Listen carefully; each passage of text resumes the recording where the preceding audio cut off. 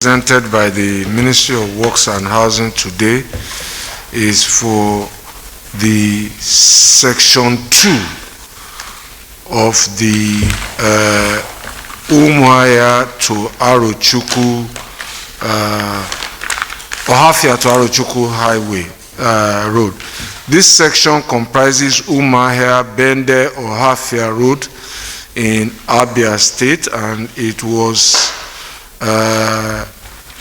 approved for construction at 12.088 billion naira, comprising a distance of 45 kilometers to complement section 1, which was previously awarded in 2018. That is the section from Bende Arochukwu to Ohafia, which was 19.27 kilometers. So with this award now, the entire length of the